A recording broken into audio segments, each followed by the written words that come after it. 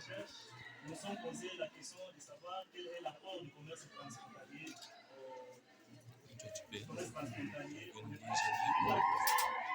en sont les indicateurs objectivement vérifiables. Partant de notre hypothèse, nous sommes passés à suggérer que le commerce transfrontalier du Rwanda pourrait avoir un apport positif si nos capacités d'exportation extérieure, nos capacités d'exportation afin d'encourager les producteurs locaux. Partant de notre seconde problématique, l'hypothèse était que les indicateurs objectivement vérifiables étaient les ratios et aussi les recettes. Merci beaucoup, monsieur.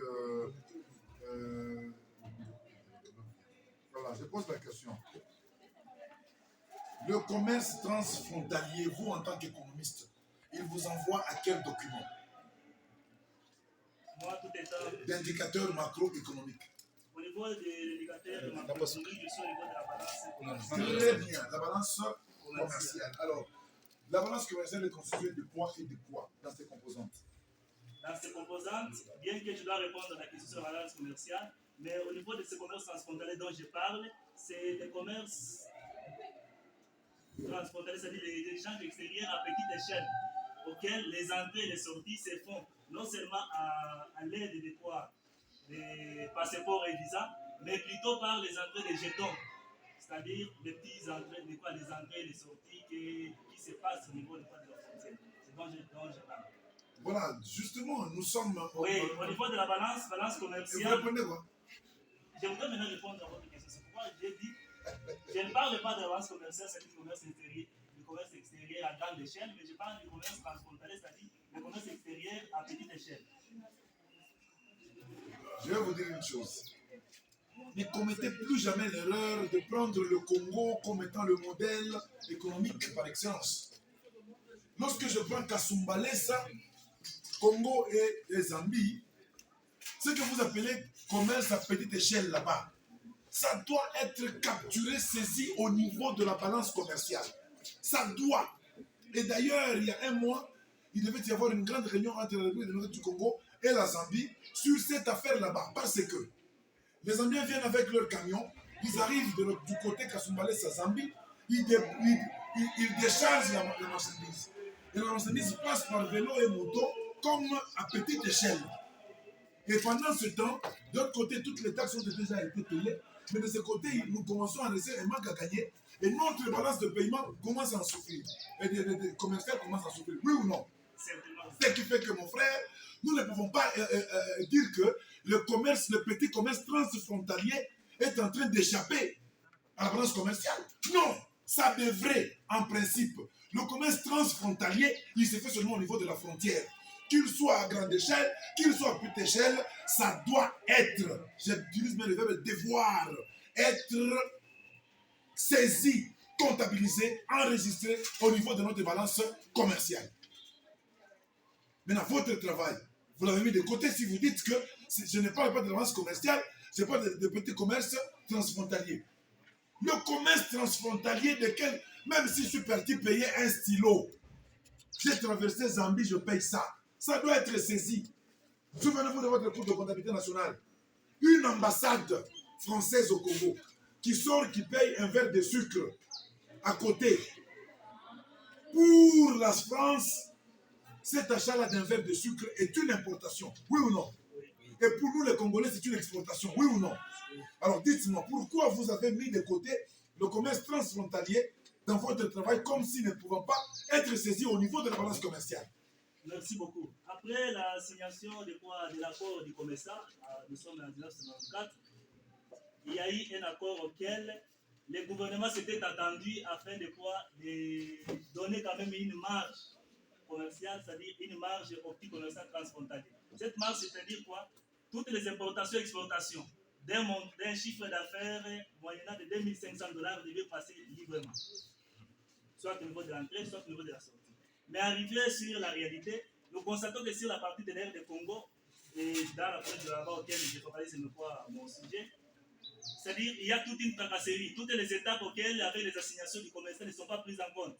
C'est pourquoi vous constaterez que même les circonstances auxquelles nous nous trouvons, on est en train de voir des chasseurs de Congolais de part et autre. Les pays voisins nous croient comme si nous sommes dans les membres de commerçants, c'est-à-dire nous avons les cartes, c'est-à-dire nous sommes en ordre. Mais malheureusement, ici, à de Congo, toutes les réglementations ne sont pas prises en compte. C'est pourquoi je vais insister, mon frère. Vous ne pouvez pas parler du commerce transfrontalier en isolant méthodiquement et chirurgicalement la balance commerciale. Je viens de vous donner un exemple. La cargaison vient. Elle arrive au niveau de quelques 300 mètres de notre frontière. Elle est débarquée. Elle est mise sur les têtes des mamans avec des bassins et autres, sur le vélo, sur les motos. Ça passe, ça traverse comme ça. Notre balance s'en s'ouvre, n'en s'ouvre pas. Et du coup, de l'autre côté, toutes les taxes seront déjà payées. Or, au niveau de la frontière, c'est maintenant le Congo qui doit enregistrer. Nous perdons. L'accord du COMESA, qu'est-ce qu'on appelle en fait commerce transfrontalier? Tout simplement, lorsque ça traverse la frontière. Là, les accords du COMESA sont en train de porter préjudice. Ce sont des lois internationales, bien entendu, là où nous avons ratifié, mais cela ne doit pas jouer sur nos indicateurs macroéconomiques. Entre autres, la balance commerciale. Aujourd'hui, moi je veux même dire que tout ce que nous, fruticana, le jus, tout ça, ça passe là-bas sans payer les droits d'entrée. À cause de ces affaires là-bas des transfrontaliers. Parce que le Congolais a dans son jargon, transfrontalier ne doit pas passer ou n'est pas saisi au niveau de la balance commerciale.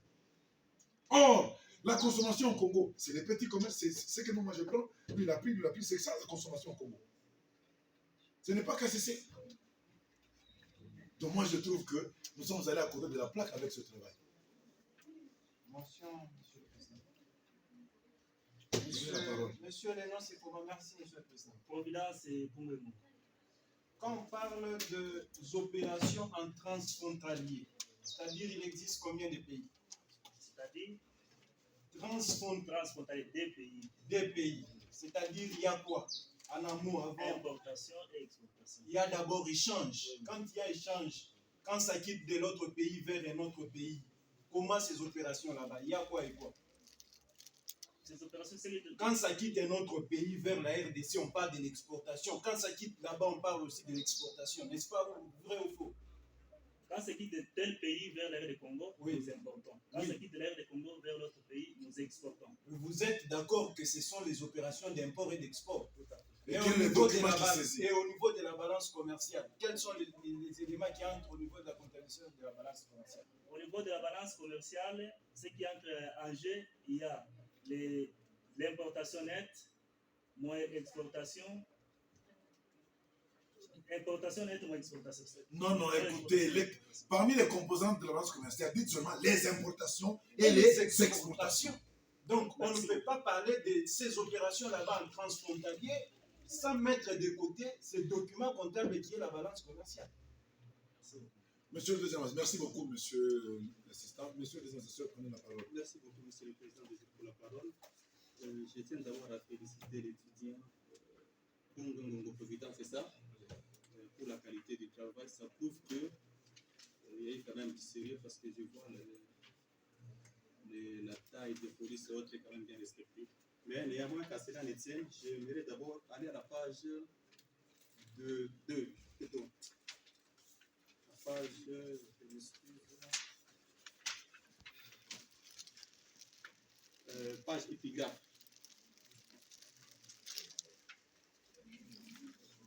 Lisez-nous d'abord ce que vous avez dit comme épigraphe. Non, page. Épigraphe, page.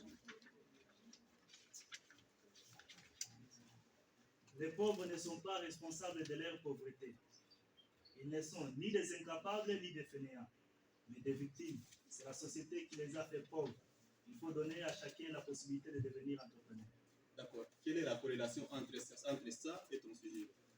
Merci beaucoup. Partant de la corrélation entre mon épigraphe et mon sujet, vu qu'il y a eu les accords de COMESA, c'était attendu que les entrées et les sorties pour de moins de 2500 $ pourraient passer librement. Cela, ça pourrait inciter déjà à l'entrepreneuriat des jeunes de la région.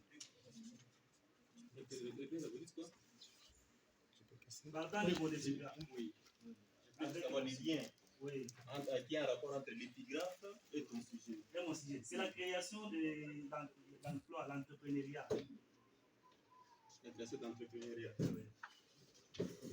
Allons à la page 42. Là, vous nous parlez des taux de variation et la moyenne statistique de 2018 à 2020. Prenons la rubrique prévision. Quel service qui a habilité à élaborer la prévision budgétaire dans le commerce transfrontalier? C'est la division provinciale du budget. Division provinciale Du budget, oui. Mais pour le cas du Lolaba, il y a encore beaucoup à faire. Là, les prévisions sont encore établies par les agents de la DGRAD. C'est de là que nous avons pris ces informations. Merci. Allez, toujours à la page 42. Variation des recettes réalisées. Le moins 68%. Pouvez-vous nous interpréter ça économiquement? Le moins 68% en 2020. En 2020, partant des taux de variation, d'ailleurs la formule était claire, c'est-à-dire nous avons pris les recettes de l'année 2019 moins les recettes de l'année 2020 divisé par les recettes de l'année 2019. Voilà, vous avez trouvé les 6 mois. Moi, j'ai besoin de 6 mois là-bas. C'est vous nous interprétez. Un manque à gagner d'un montant de moins 68,7% par rapport aux prévisions qui devraient être réalisées. Merci beaucoup. Maintenant, quel est le document qui facilite la transaction au niveau de nos frontières en termes d'importation et d'exportation?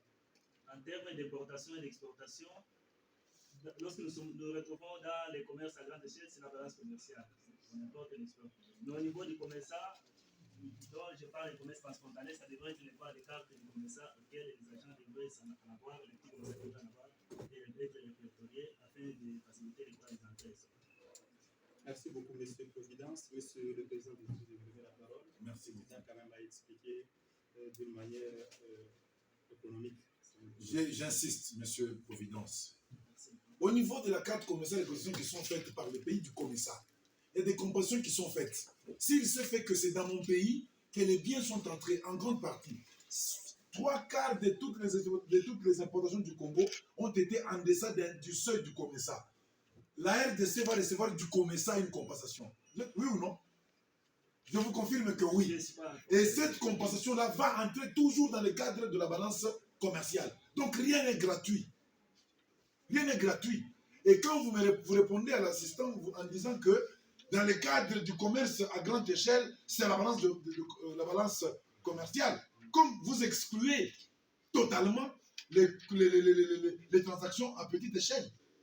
Mais or que vous avez étudié, moi je vous dis ceci, l'exemple est celui-ci. Vous avez étudié en comptabilité nationale que lorsque l'ambassade de la Belgique va payer une bouteille de Dasani à côté, non? C'est à Lubumbashi, non?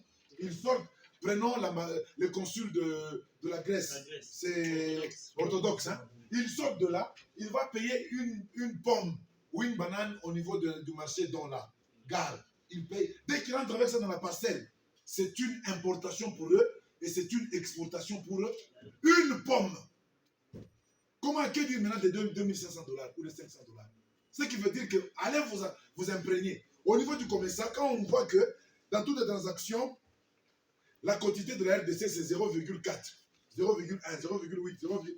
Chacun aura dans les recettes là des cotisations une compensation pour les transactions qui ont été faites immédiatement, gratuitement, et on lui donne. Et ces entrées-là vont toujours aller renflouer quoi? La balance commerciale. Donc la balance commerciale n'a pas de critères de volume pour dire à petite échelle ou à grande échelle. De toutes les façons, au regard des échanges qui viennent d'avoir lieu ici et votre travail que vous avez déployé comme ça, qui ne fait que montrer, comme vous l'avez dit dans votre exposé, que ce n'est qu'une ébauche, vous ouvrez un terrain, un chemin pour ceux qui voudront approfondir les recherches. Nous vous conseillons de continuer ces recherches là-bas pour vos niveaux d'études prochains. Nous vous félicitons, nous déclarons votre travail recevable et nous vous libérons. Merci.